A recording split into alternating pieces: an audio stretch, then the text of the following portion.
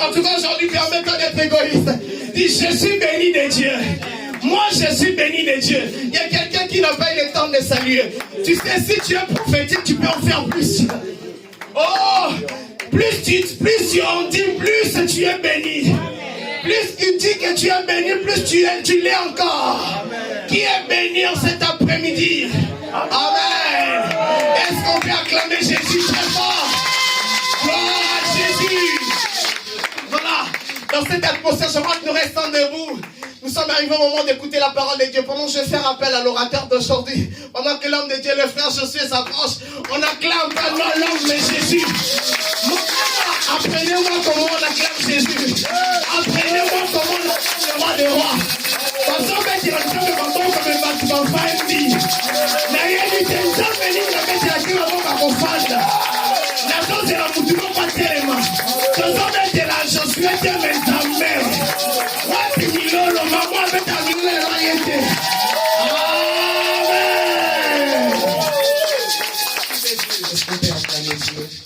Est-ce qu'on peut acclamer Dieu? Acclame Dieu, acclame Dieu. L'éternel acclame Dieu. Est-ce qu'on peut acclamer le Seigneur? Je disais qu'on acclame le Seigneur. Jésus, nous acclamons. Amen. Amen. J'aimerais que nous puissions prier comme ceci. Tu vas dire à Dieu, Éternel, parle-moi cet après-midi. Alléluia. La Bible déclare que jamais on m'a parlé comme lui. Alléluia. Tu vas dire à Dieu que qu'il te parle encore cet après-midi. J'aime cette parole de la Bible qui dit que la parole de Dieu est esprit et vie. Tu vas dire à Dieu qu'il puisse te vivifier par sa parole. Est-ce qu'il y a des voix qui peuvent s'élever en ce lieu afin de prier le Seigneur? Éternel, parle-nous. Parle-nous cet après-midi. Éternel, nous voulons écouter ta parole, tout ce que nous te demandons cet après-midi que tu nous parles. Éternel, parle à nos cœurs. Éternel, parle à nos âmes, parle à nos esprits. Éternel, qu'il te plaise de nous parler, oh Dieu, cet après-midi. Permets-nous de te voir à cause de ta parole, à cause de ta parole. Permets-nous de te toucher cet après-midi à cause de ta parole, à cause de ta parole. Alaba Shadea. Alalaba Shadayada. Je veux que tu pries comme ceci. Tu vas dire à Dieu éternel, établis ton trône en ce lieu. Tu vas dire éternel, établis ton trône dans mon cœur, établis ton trône dans ma vie. Que ton trône soit établi. J'aime ces passages de la Bible qui dit que notre Dieu est Dieu et que son règne n'a pas de fin. Tu vas dire à Dieu qu'il puisse régner en maître pendant ces instants. Mais qu'il règne pas seulement en maître pendant ces instants, mais qu'il règne aussi en maître dans ta vie. Tu vas dire à Dieu qu'il établisse son règne. Est-ce qu'il y a des voix qui peuvent s'élever ici pour prier? Alaba Shadaya. Oh Père, viens régner en maître, Seigneur. Règne en maître dans ma vie, dans mon âme. En ces lieux, viens régner en maître, Seigneur. Au travers de ces instants précieux, mon Dieu, nous te prions, Papa, pour que tu règnes en maître. Que tu exerces ta suprématie, ton autorité et ton pouvoir divin. Seigneur, alléluia. Viens te révéler, viens manifester ta gloire.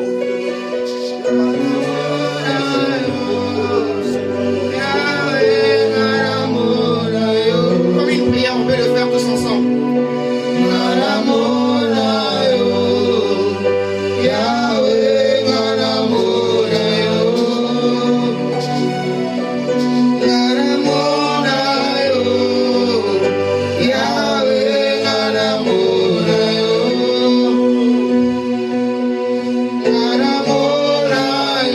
Comme Moïse.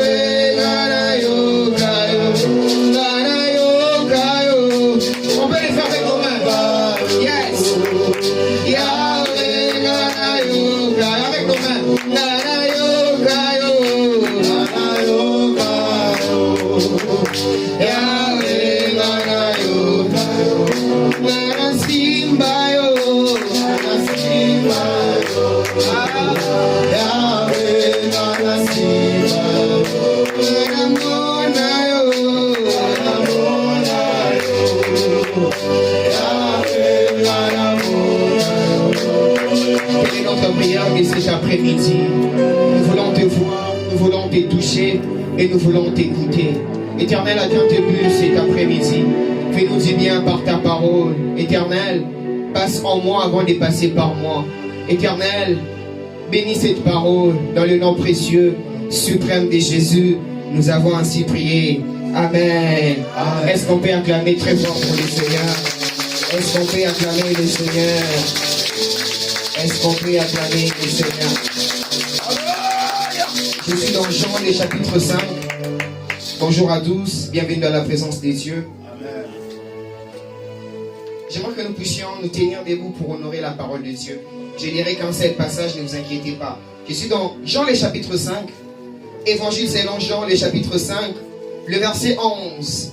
Tel est mon passage de base pour cet après-midi. La Bible déclare, il a répondu, c'est lui qui m'a guéri, il m'a dit, prends ton lit et marche. Amen. Je reprends ma lecture. La Bible déclare, il a répondu, c'est lui qui m'a guéri, il m'a dit, prends ton lit et marche. Est-ce que tu peux dire à ton voisin, c'est lui qui m'a guéri, il m'a dit, prends ton lit et marche. C'est lui qui m'a guéri, il m'a dit, prends ton lit et marche. Amen. Amen. Nous pouvons reprendre place. Gloire soit rendue à Dieu. Je suis très béni, très honoré de pouvoir me tenir au-devant de nous cet après-midi. Après un long moment de repos médical, j'ai dit un grand merci à la personne de mon père et je suis très reconnaissant. Le thème que je nous propose cet après-midi est intitulé « C'est lui qui m'a guéri, m'a dit, prends ton lit et marche ». Tiré dans les livres des Jean, les chapitres 5, le verset 11. Mais cet après-midi en particulier, je parlerai de ces thèmes, non pas seulement d'un aspect de délivrance ou d'un aspect de guérison. Cet après-midi, je parlerai de ces thèmes d'un angle assez particulier, différent. À chaque fois que moi j'ai commencé à lire ces textes, j'ai compris. Alors j'aimerais d'abord nous parler de l'histoire que nous connaissons tous. La Bible déclare que il y avait dans une ville où il y avait à Jérusalem, il y avait une porte de brebis qu'on appelait en hébreu Bethesda. Bethesda, c'est en hébreu. Bethesda en français veut dire maison de bonté. Bethesda en français veut dire maison de miséricorde. Mais il s'est passé une chose, c'est parce que la Bible déclare que en ce lieu de Bethesda, il y avait un certain nombre de malades qui étaient là. Et la condition pour être guéri, la guérison à Bethesda était conditionnée. Pourquoi? Parce que normalement, à chaque fois, il devait y avoir un ange qui devait descendre pour agiter de l'eau. Et la deuxième condition, c'était la première personne à être jetée dans l'eau. C'est cette personne-là qui devait normalement être guérie. Et là, il déclare que cet homme a fait 38 ans. Cet homme a fait cette routine pendant 38 ans. À chaque fois qu'il faisait le premier pas pour se jeter dans la piscine, il y avait toujours quelqu'un qui descendait avant lui. Et cet homme a fait cette chose pendant 38 ans. Il restait encore à Bethesda pendant 38 ans. Certainement, on peut se dire que cet homme espérait encore. Il avait encore une espérance en se disant que non, même si là, ça fait 38 ans, certainement, dans la 39e ou la 40e année, ça va se passer, ça va bien se faire. Mais j'aimerais que nous puissions comprendre et voir en particulier ce que moi je vois dans cette histoire.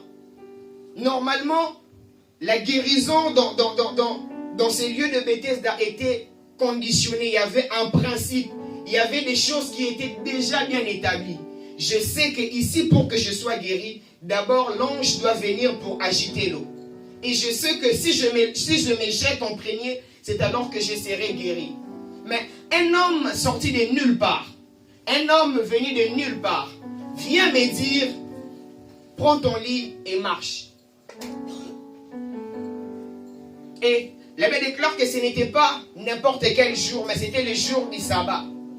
Les jours où il était, entre guillemets, interdit de faire certaines activités. Parce que c'était le jour dédié au repos. C'était le jour dédié au Seigneur.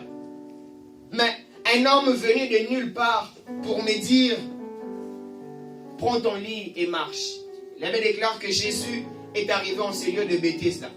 Ayant vu cet homme, Jésus savait que cet homme avait duré à ce lieu de Bethesda. Jésus lui posa la question, veux-tu être guéri? Et la réponse de cet homme, c'était certainement une réponse entre guillemets formelle, mais c'était quand même une bonne réponse. Pourquoi? Parce que la guérison à Bethesda dépendait du mouvement d'eau. Et si je me jetais en premier, il a répondu en disant, je n'ai personne pour me jeter dans l'eau. D'une manière ou d'une autre, cette personne aussi, cet homme pouvait aussi répondre que oui, je vais être guéri. Mais parce qu'il était au courant des principes établis liés à l'endroit où il s'est trouvé, il a donné la bonne réponse. Il a dit, je n'ai personne pour me jeter dans l'eau. Et Jésus lui dit, prends ton lit et marche. Et cet après-midi, je nous parlerai de l'obéissance de cet homme. Si cet homme était chrétien, la Bible est certainement allée nous préciser. Je ne pense pas que cet homme était chrétien. D'ailleurs, dans ce passage, la Bible est en train de nous préciser que cet homme ne savait pas qui était Jésus.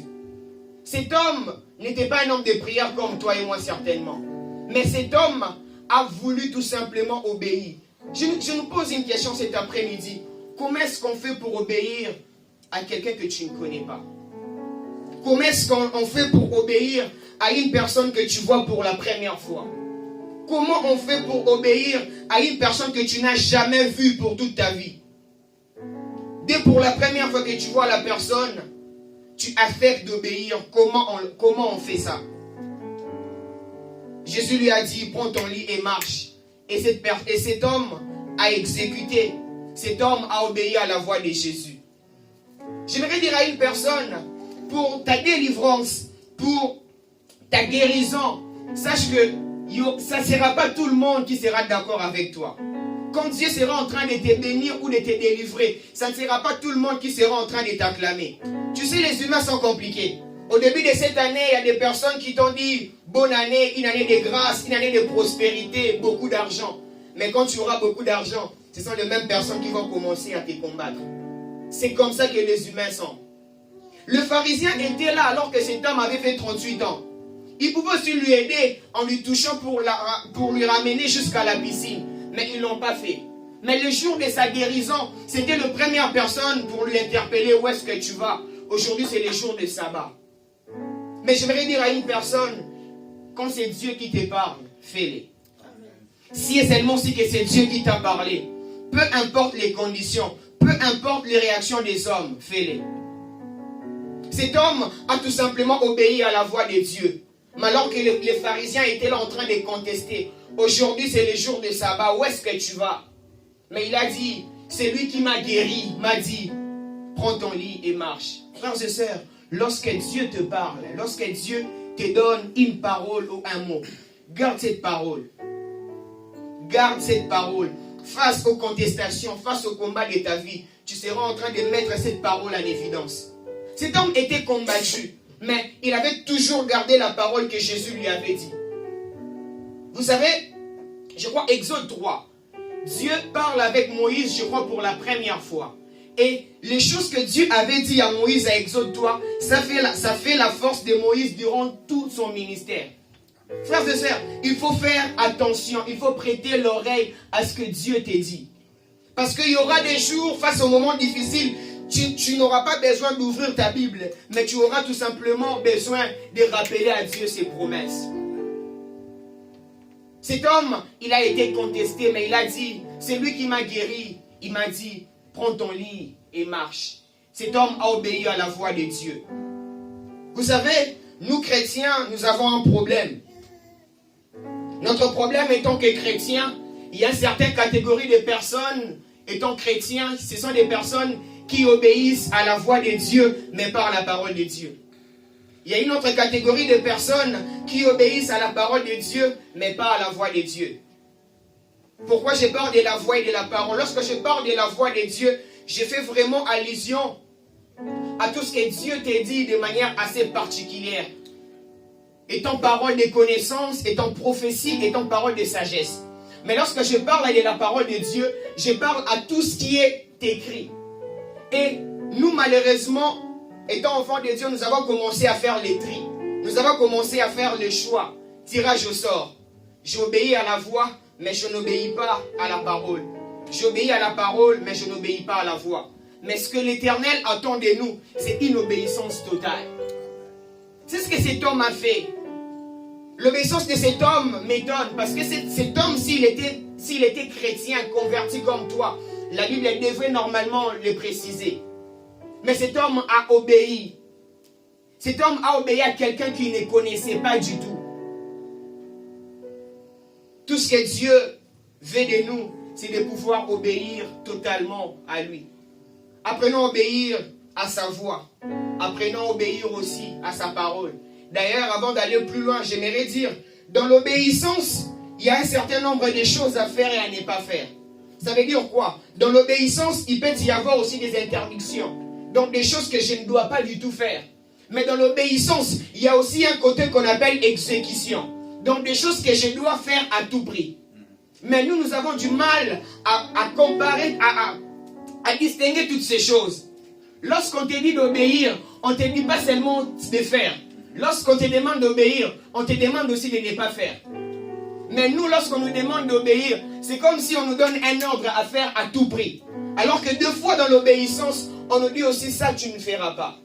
D'ailleurs, je parlais tout à l'heure de la voix de Dieu, de la pensée de Dieu et de la parole de Dieu. Vous savez, nous avons deux types d'interdictions. Nous avons des interdictions assez individuelles et collectives. Il y a des choses que Dieu sera en train de t'interdire à toi seul, mais pas à ton voisin. Je donne un exemple.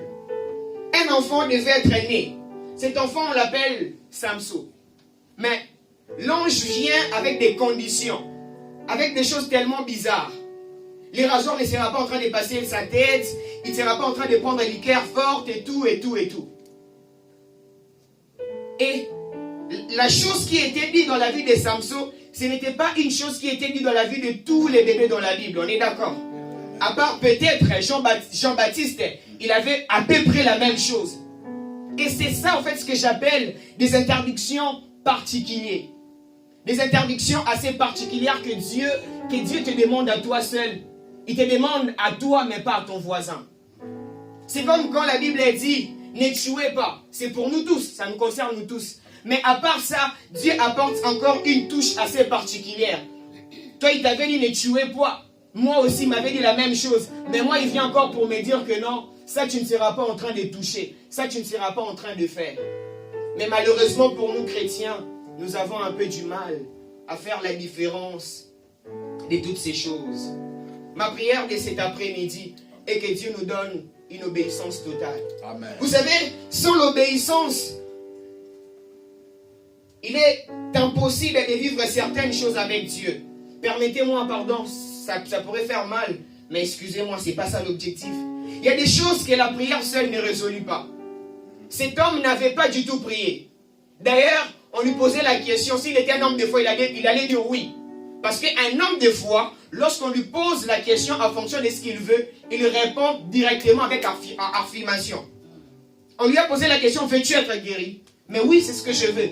Toi, on te pose la question pour savoir si tu veux être guéri, tu dis, je n'ai personne pour me jeter dans l'eau. D'où on suppose que cet homme n'était même pas du tout un homme de foi, n'était pas du tout un homme de prière. Frères et sœurs, la prière n'est pas une clé passe-partout. Permettez-moi. Il y a des choses pour l'obtenir, pour l'avoir. Tu as juste besoin d'obéir à Dieu. Amen. Amen. Malheureusement pour nous, on est un peu habitué à certaines choses. Il y a certaines personnes ici, pour qu'ils puissent obéir à la voix de Dieu, Dieu doit parler dans une voix audible. C'est alors qu'il va obéir. Alors que il y a des choses que Dieu peut passer par un mouvement. Nous tous, nous savons l'histoire d'Élie. Alors qu'il y avait les tonnerres, il y avait les tremblements. Mais Dieu n'était pas dans toutes ces choses. Je peux choquer une personne en disant que non, des fois Dieu n'est pas dans les détails. Des fois Dieu n'est pas dans la manière dont toi tu veux. N'importe quoi. Excusez-moi. Mais il y a des moments où il faut tout simplement comprendre la pensée de Dieu et obéir totalement. Une personne qui doit obéir à Dieu est une personne qui n'a pas du tout le plan B. Une personne qui obéit à Dieu est une personne qui dépend totalement de Dieu. Luc le chapitre 5, je crois. La Bible nous parle de Pierre. Pierre qui a pêché toute la nuit. C'est Pierre, normalement, il avait un bachelor en pêche. D'où Jésus, certainement, n'avait rien du tout à l'apprendre, à lui dire concernant la pêche. Mais il déclare que c'est Pierre a pêché toute la nuit sans rien prendre. Mais le matin, Jésus est venu en ce lieu pour lui dire, jette ton filet. Et Pierre a dit, j'ai pêché toute la nuit sans rien prendre. Mais sur ta parole, je jetterai les filets. La nuit, Pierre avait jeté les filets dans l'eau. Mais le matin, Pierre a jeté les filets sur la parole de Dieu. Il y a des moments où dans la vie, il faut essayer de faire profil bas. Pour cette situation, tu as beaucoup prié. Tu as donné des offrandes. Tu as jeûné. Pourquoi ça ne marche toujours pas? C'est parce que tu dois obéir à certains principes. Tu dois obéir à certaines choses que Dieu te demande de faire. Normalement, Pierre devait contester. Ah, Jésus, toi tu sais tous ces temps que moi j'ai passé dans la pêche. Si je te dis que j'ai pêché toute la nuit sans rien prendre, certainement j'ai rien pris. Donc si tu viens le matin, tu me demandes encore de faire la chose que j'avais déjà fait. C'est quasiment une insulte, entre guillemets. Mais Pierre a dit, sur ta parole, je jetterai les filets. Comme cet homme, il a dit, c'est lui qui m'a guéri, m'a dit, prends ton lit et marche. Frères et sœurs, qu'est-ce que Dieu t'a demandé de faire que tu ne fais pas? Qu'est-ce que Dieu t'a interdit de faire et que tu fais? le problème avec nous les chrétiens, d'une certaine manière, on est devenus tolérants. C'est pourquoi nous ne voyons pas certains résultats. Je disais tout à l'heure, je le dirai encore, il y a des choses que la foi, la prière ne résout pas du tout. Cet homme, il n'avait pas prié comme Anne. Cet homme, il n'avait pas la foi comme la femme à la perte des sangs. Mais il a tout simplement obéi. Il a tout simplement obéi, cet homme. L'obéissance a toujours pour objectif de briser nos plans. Cet homme savait que là c'est la 38e année, ça n'a pas marché. Mais en arrivant vers la 39e, 40e année, ça marchera. Mais Jésus a débarqué pour briser les plans de cet homme. Et cet homme a obéi. Vous savez, une chose que je vais encore nous partager, nous parler sur l'obéissance, c'est que l'intention pour obéir à Dieu précède d'abord nos actions. Je suis dans Genèse, le chapitre 22. Genèse, le chapitre 22, c'est là où l'Éternel parle à Abraham pour lui dire, donne-moi ton fils, ton unique fils, Isaac. Et normalement, avant même que Abraham, son serviteur, et Isaac puissent monter sur la montagne de Morija, Abraham avait déjà obéi à Dieu dès le premier jour que Dieu lui avait parlé. C'est pourquoi je disais que l'intention de faire précède toujours nos actions. Avant que tu puisses poser un acte, c'était quoi d'abord ton intention? Est-ce que tu avais l'intention de le faire ou de ne pas le faire carrément? Est-ce que tu avais l'intention de le faire ou de ne pas le faire? Je vais commencer à chuter, mais l'un des bénéfices que nous devons savoir sur l'obéissance, sache que à chaque fois que tu obéis à Dieu, l'obéissance à Dieu raccourcit la distance entre nous et notre destinée. Sache que quand tu obéis à Dieu, tu gagnes à temps. Cet homme, normalement, étant donné qu'il était à Bethesda, il devait d'abord descendre dans la piscine, être trempé. Mais cet homme, parce qu'il avait obéi à Dieu, cet homme a gagné à temps. Normalement, la procédure devait être, on lui conduit à la piscine, il descend, et en plus, il doit descendre en premier. Et après ça, il devait maintenant commencer à marcher. Mais son obéissance lui a permis à ce qu'il puisse gagner à temps. J'insiste, l'obéissance à Dieu te fait gagner à temps. L'obéissance raccourcit les chemins entre ta destinée et ta vie. Quand tu obéis à Dieu, sache que tu vas arriver au bon moment. Tu arriveras avant les autres.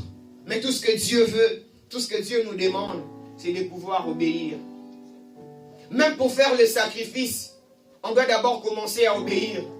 L'obéissance, normalement, précède même le sacrifice. C'est pourquoi même, 1 Samuel est dit, je crois, 1 Samuel, le chapitre 15, la Bible déclare que l'obéissance vaut mieux que le sacrifice. Avant que je fasse un sacrifice à Dieu, pour Dieu, je commence d'abord à obéir à ses principes et à ses préceptes. Mais permettez-moi de commencer à chuter. Là, j'ai parlé du bénéfice. Et ici, je parlerai de deux choses qui nous empêchent de ne pas obéir à Dieu. Des choses qui nous empêchent de ne pas obéir à Dieu. La première des choses que je nous parlerai qui nous empêche de ne pas obéir à Dieu, c'est l'orgueil. L'orgueil t'empêche de ne pas obéir à Dieu. La Bible nous parle dans 2 Rois, les chapitres 5, à partir du verset 1er jusqu'au verset 12. La lecture sera un peu longue. La Bible nous parle d'un homme qu'on appelle Naaman. La Bible déclare que cet homme, Naaman, était un général du roi. Mais cet homme souffrait d'une maladie de la peau. Cette maladie de la peau, communément qu'on appelle lèpre, c'est ce qu'il était en train de souffrir. Et il y avait une autre une servante au fait, qui était au courant de sa situation, mais qui savait aussi qu'il y avait un homme de Dieu qui avait la capacité de pouvoir guérir Naaman. Et c'est pourquoi il a donné ce message en lui disant que non, si seulement si que mon Seigneur allait voir l'homme de Dieu, il sera guéri. Et on a parlé à Naaman. Naaman devait aller voir le prophète pour être guéri. Et on a fait une lettre. Le roi a fait une lettre pour que Naaman, en allant, qu'il puisse donner à un autre roi. Et l'orgueil de cet homme commence d'abord. Comment est-ce que quelqu'un qui est malade commence à prendre des kilos d'or, des kilos d'argent? Vous pouvez les lire chez vous à la maison. La personne qui va chercher la guérison, mais commence d'abord à mettre en évidence ses biens matériels. Il a pris ses serviteurs, il a pris les chevaux, il a pris les kilos d'or, les kilos d'argent pour aller voir le roi. Là, il déclare, quand il est arrivé en ce lieu, en donnant la lettre au roi, et sur la lettre était écrit, celui-ci est mon serviteur, si tu peux lui guérir. Je paraphrase. Là, il déclare que le roi a déchiré ses vêtements en pleurant, en disant, suis-je à la place des dieux pour guérir cet homme? Et la nouvelle s'est répandue jusqu'aux oreilles du prophète Élisée. Le prophète Élisée est venu pour dire pourquoi le roi a déchiré ses vêtements. On a expliqué la situation comme c'était et tout. Et le roi et le prophète, a convoqué Naaman chez lui à la maison. Et quand il est venu, il lui a dit, jette-toi 7 fois dans le Jourdain. Et l'abbé déclare que Naaman avait trouvé ça une insulte. Voilà comment est-ce que la Bible nous parle de l'orgueil de cet homme. Il a commencé à dire que ici il y a certains fleuves, il y a certaines rivières, d'où il pouvait même me dire de me jeter là-bas. Mais pourquoi seulement me jeter 7 fois dans le Jourdain? Encore plus loin, Naaman est en train de dire que moi je pensais que lui devait se déplacer, venir là où moi je suis, me demander où est-ce que tu as mal pour qu'il puisse prier pour moi et que je sois guéri. Frères et sœurs, lorsqu'on a besoin d'une chose, on n'a pas besoin de bosser à l'oufoundou. Tu n'as pas besoin de faire l'orgueil. Naaman, tu as besoin d'être guéri, tu n'as pas besoin de faire l'orgueil. Il a dit, il y a beaucoup de fleuves ici à côté des rivières, il pouvait me proposer et tout. Soit même lui, il devait venir chez moi. J'ai de l'argent, il allait me poser la question, où est-ce que tu as mal? Et il allait me toucher, je devais être guéri. Frères et sœurs, l'orgueil de foi nous empêche d'obéir à Dieu. Jacques le chapitre 4, le verset 6, il avait déclaré que Dieu fait grâce aux humbles, mais il résiste aux orgueilleux.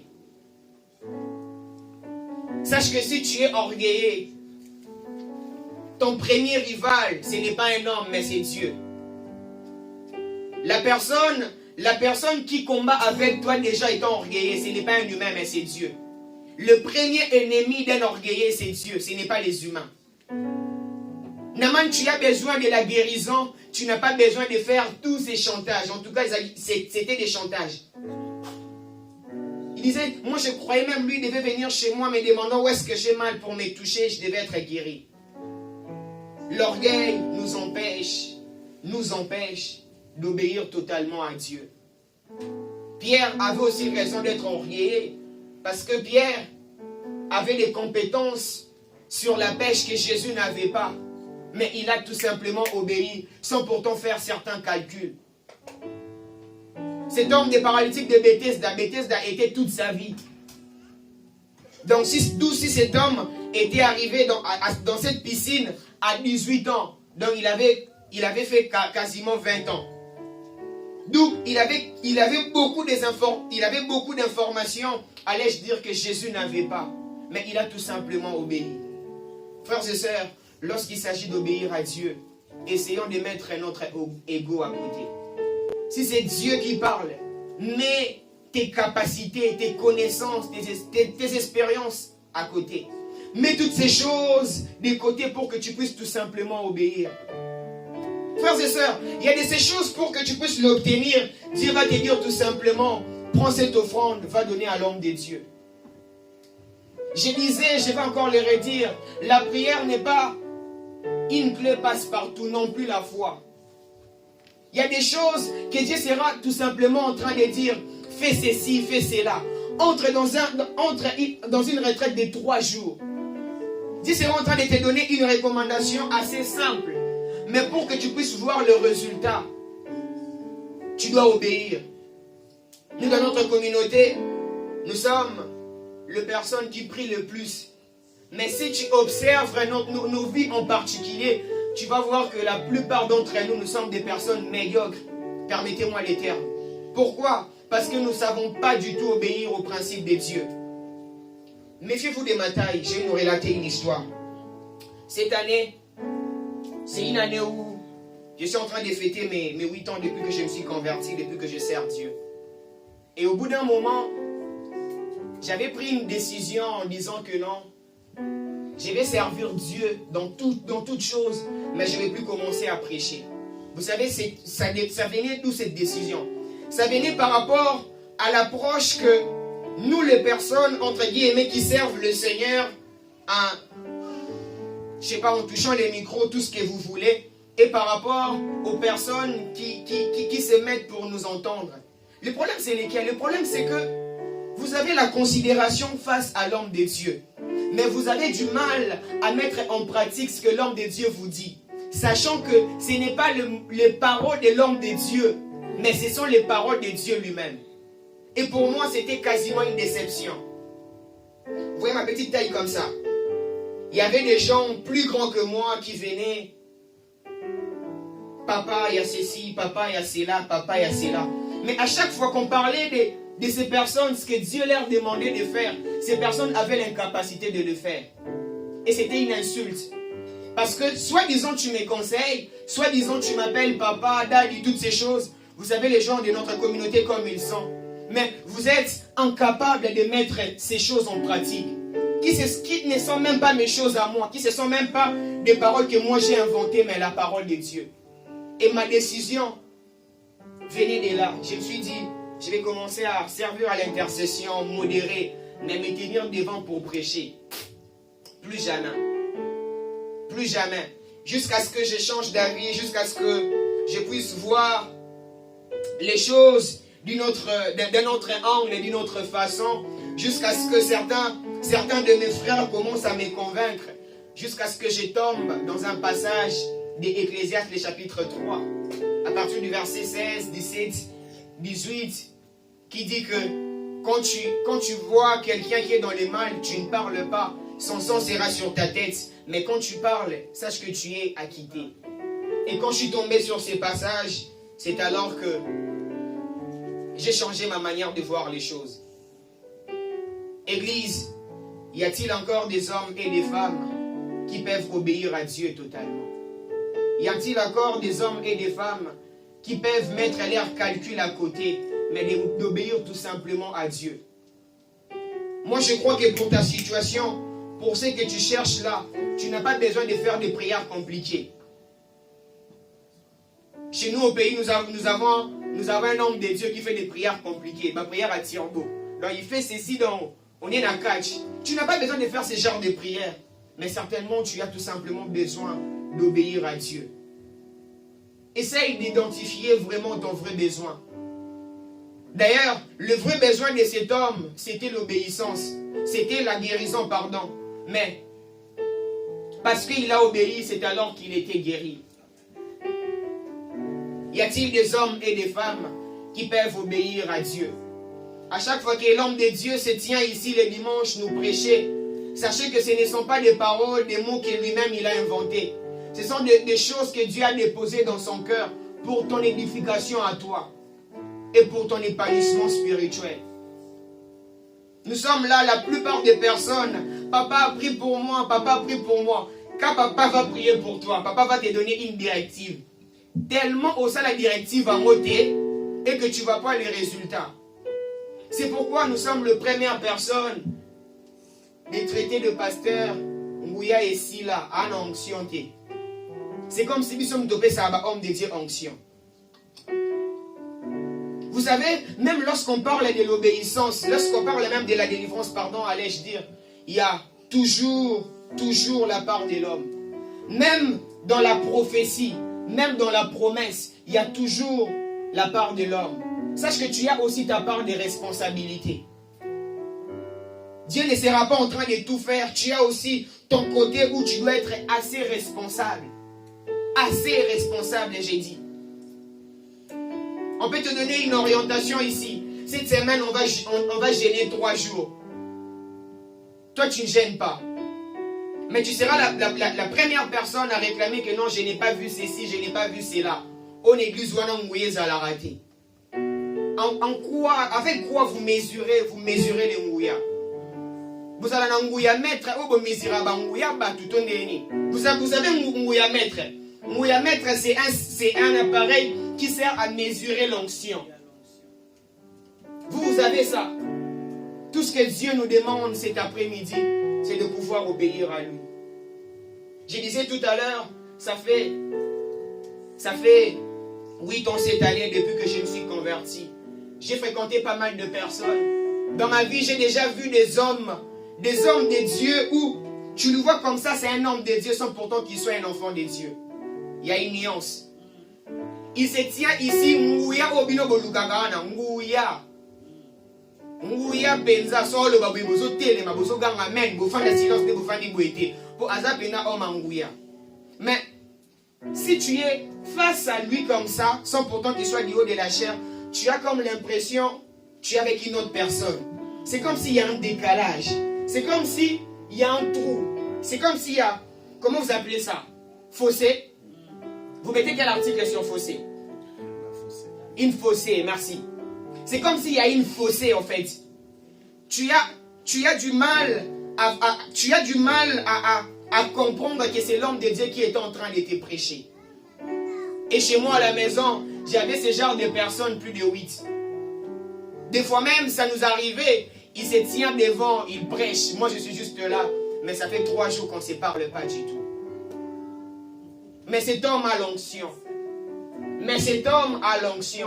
Cet homme, il va te donner ta pointure, il va te dire, maman, je vois que tu choses 43, tu dis Amen. Maman, je vois Adidas, tu dis Amen. Mais, faible de caractère. Déjà, parlons toujours de cette histoire. Un jour, je parlais avec un vieux, des personnes qu'on avait toujours l'habitude de considérer comme nos modèles. Il nous disait, Eti,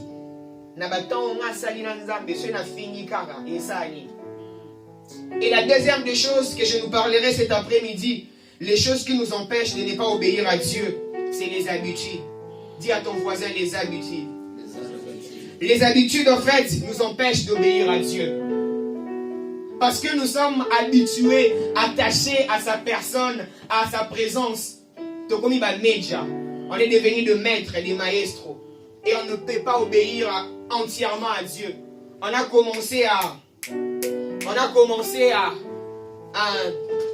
Coca-Cola. On a commencé à faire les tris. Ça je ferai, ça je ne ferai pas. Mais cet homme que je suis en train de vous parler, c'était vraiment un modèle pour nous. Et les jours qu'il nous avait dit ça, c'était quasiment un choc. On a commencé à méditer en se posant la question, ça voulait dire quoi cette parole? Avec tous ces temps que j'ai passé avec Dieu, si j'insultais seulement, ça va faire quoi? Les habitudes. Concernant les habitudes, je nous parlerai d'un homme. Un homme que nous tous nous connaissons. Cet homme s'appelle Moïse. Cet homme, c'était un habitué de la présence de Dieu. Cet homme, c'était un habitué de Dieu, permettez-moi le terme. Mais cet homme a désobéi à Dieu. Exode, le chapitre 17, à partir du verset 1er jusqu'au verset 6, je cours derrière le temps, vous allez les lire chez vous à la maison. Dieu avait demandé à Moïse, pour cette fois-là, de frapper sur les rochers. Permettez-moi de parler, je suis par ici, j'ai fini ma prédication. Dieu avait demandé à Moïse de pouvoir frapper. Pourquoi? Parce que le peuple était en train de murmurer sur la personne de Dieu. On était en Égypte, tranquille, comme on le dit chez nous. Mais toi, tu nous embarques ici et qu'il n'y a pas de l'eau à boire. Donc, on sera en train de mourir. Nous, nos enfants, nos femmes et nos béliers, nous tous, nous serons en train de mourir. Et Moïse était un petit peu culpabilisé et tout, il était en train de prier à Dieu. Dieu lui a dit, va sur la montagne, va jusque là, arrive là. Moi-même, je serai devant toi. Et qu'est-ce que tu vas faire? Tu vas faire quoi? Tu vas frapper. Tu vas frapper les rochers. Et Moïse a fait exactement ce que Dieu lui avait demandé. Il a frappé. Il avait déclaré que les rochers avaient vomi l'eau. Et le peuple, leurs animaux, toutes ces choses, ils étaient tous soulagés parce qu'il y avait l'eau, ils avaient soif. Mais pour la deuxième fois, dans Nombre, les chapitres 20, à partir du verset 8 jusqu'au verset 11, les discours étaient différents. Vous allez les lire aussi chez vous. Là, cette fois-là, exaucé, l'Éternel n'avait pas du tout demandé à Moïse de frapper, mais il avait demandé de parler. Et la chose, en fait, qui a tué Moïse ici, c'est les habitudes, en fait. Si jusque-là, nous sommes tels que nous sommes là, c'est parce que nous sommes habitués à la présence de Dieu. Moi, j'ai vu des hommes, d'ailleurs, nous, on assistait dans un culte comme celui-ci, vous allez prêcher à 4. Dans guerre, Bitumba Banzoko. Au moment où on va challenge. Donc, si c'est lui qui prêche, là, le culte est spirituel. Si c'est une autre personne, là, en tout cas, le culte est quasiment charnel. Il sera sur WhatsApp, il va écouter des audios. Mais si c'est lui, vous tous, vous êtes censés écouter quoi. Et tout ça, ce sont des choses qui sont attachées aux habitudes, en fait. La bonne nouvelle que je suis venu annoncer à quelqu'un, Dieu, on ne s'habitue pas avec lui. Amen. Dieu n'est pas du tout notre ami. Amen. Oui, au-delà de tes expériences, au-delà de tout ce que tu as connu de Dieu, au-delà de tout ce que tu as vu de Dieu, la Bible déclare que Moïse voyait Dieu face à face. Et à chaque fois qu'il descendait, son visage était en train de rayonner. Mais cela ne te donne pas l'accès de désobéir à Dieu. Cela ne te donne pas le luxe pour désobéir à Dieu. Les habitudes nous empêchent à obéir à Dieu. Nombre, le chapitre 20, à partir du verset 8 à 11, Dieu avait demandé à Moïse de parler. Dieu a dit à Moïse, prends ton frère Aaron, allez-y. Et parle à ces rochers vont vomir l'eau. Mais Moïse, parce qu'il était habitué, il était vraiment un habitué, un ami de Dieu, il se croyait. Il a frappé, il a désobéi. Pour la première fois, les personnes qui murmuraient et que Dieu avait, entre guillemets, une dent sur eux, c'était le peuple. Mais pour la deuxième fois, c'était Moïse carrément qui avait désobéi. Et nous savons les conséquences. Frères et sœurs, sachant que la désobéissance à la voix de Dieu ou à la parole de Dieu a des conséquences pires. Sache que lorsque tu désobéis à ce que Dieu te demande de faire, tu vas vivre des conséquences. Un humoriste a dit, tu vois les retombées, toi aussi tu verras les retombées. Si tu désobéis à Dieu, tu vas voir les retombées. Moïse était là vraiment à moi de Kiliba. Chez nous on dit, Moïse s'est posé la question, oui, parce que tu as désobéi à Dieu. Tout ce que Dieu nous demande cet après-midi, c'est de pouvoir mettre l'orgueil à côté et de pouvoir bannir aussi les habitudes. Certainement, il y a des personnes dans cette assemblée qui sont des potes et tout. Tu peux même être un ami du pasteur, tout ce que tu veux. Mais on ne s'habitue pas avec Dieu. Et même l'onction fonctionne comme ça. L'onction fonctionne là où elle est honorée. Frères et sœurs, tout ce que Dieu nous demande cet après-midi, c'est de pouvoir l'obéir totalement. Je vais chuter par ici. J'aimerais lire un passage que j'affectionne beaucoup. Lamentation, le chapitre 5. J'aimerais lire ces passages et puis nous allons prier. Je vais laisser les micros. Lamentation, le chapitre 5. Lamentation de Jérémie.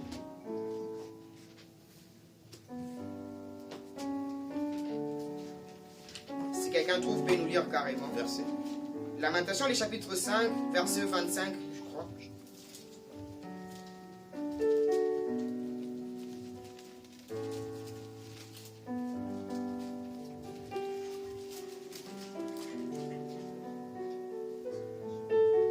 Lamentation, le chapitre 5, le verset 21. La Bible déclare, fais-nous revenir vers toi, ô Dieu, et nous reviendrons. Donne-nous encore des jours comme c'est d'autres fois. Les personnes qui regardent mes statuts WhatsApp, c'est un passage que je mets tous les jours. Elle est en train de dire, faites-nous revenir vers toi, ô Éternel, et nous reviendrons. Donne-nous encore des jours comme c'est d'autres fois. J'aimerais que nous puissions prier. Tu vas t'élever là où tu es. C'est par ici je finis ma prédication de cet après-midi. Tu vas dire à Dieu, Éternel, fais-moi encore revenir. Si autrefois j'obéissais, aujourd'hui je vais encore obéir. Je mets de côté mon orgueil. Je mets de côté des habitudes. J'avais des amis qui me disaient que non.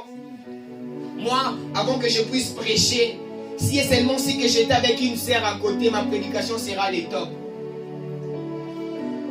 Je vais prêcher comme jamais. Pourquoi? Parce que ces personnes étaient devenues des personnes habituées avec Dieu, en oubliant que Dieu ne se répand pas de ses dons. Mais sache que lorsque Dieu n'est plus avec toi, c'est comme une bougie qui s'allume. Elle va s'allumer, et d'un coup, elle va s'éteindre. Je veux que tu puisses prier, tu vas dire à Dieu, Éternel, si autrefois j'obéissais à ta voix, aujourd'hui je vais encore obéir à ta voix.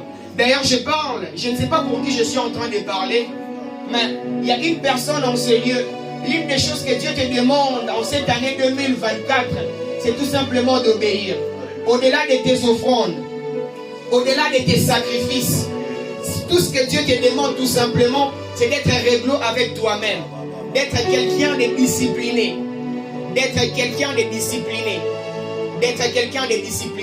Est-ce que tu peux prier dans le nom de Jésus? C'est par ici que nous avons fini, mais j'aimerais que tu pries, tu parles à Dieu. Éternel, fais-nous revenir cet après-midi. Éternel, donne-nous ces cœurs obéissants comme les autres fois. Éternel, donne-nous ces cœurs obéissants comme les autres fois. Si autrefois on obéissait, ici aujourd'hui nous voulons encore obéir. T'obéir totalement. Éternel, un cœur, oh Dieu, obéissant. T'obéir totalement, sans pourtant comprendre les raisons, sans pourtant comprendre les principes. Mais tout ce que nous te demandons, nous voulons t'obéir totalement.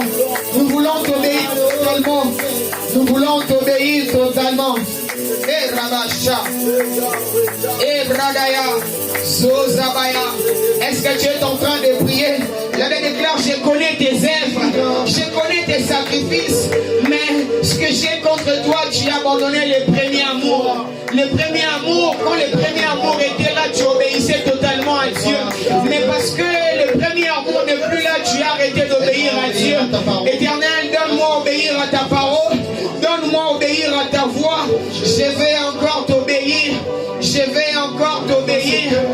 vais obéir à tes préceptes. Éternel, je vais obéir à tes préceptes. Éternel, donne-moi à t'obéir. L'obéissance est la clé du succès. L'obéissance est la clé de la réussite. D'ailleurs, la Bible dit, enfants, obéissez selon le Seigneur, car cela est juste. L'obéissance est la clé du succès. L'obéissance est la clé même du bonheur. L'obéissance est la clé du réussite. Éternel, un cœur obéissant totalement à toi. Donne-moi à t'obéir. Non, donne-moi à t'obéir.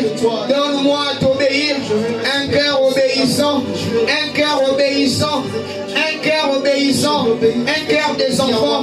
Comme un enfant obéit à son père. Comme un enfant obéit à sa mère.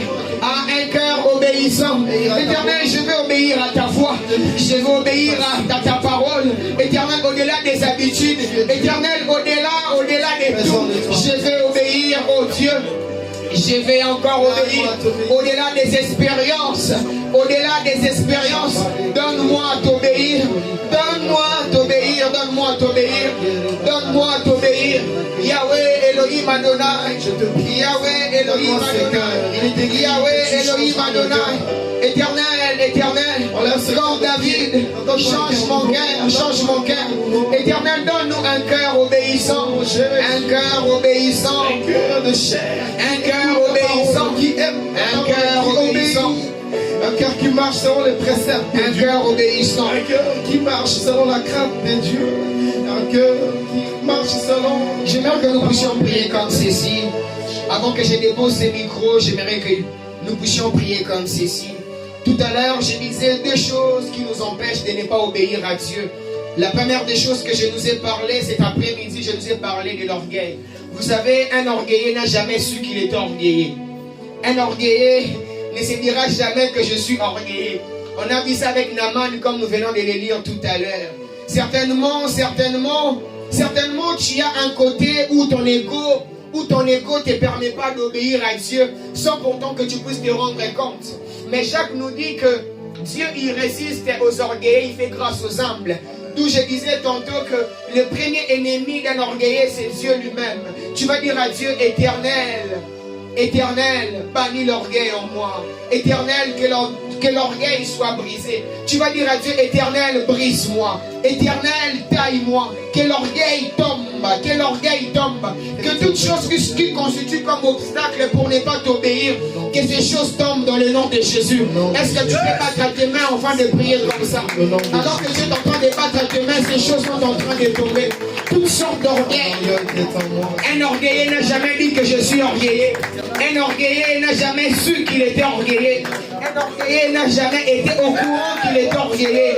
Un orgueilleux n'a jamais été informé qu'il était orgueilleux. D'ailleurs, lorsqu'on lui dit que tu es orgueilleux, il va dire je suis très humble.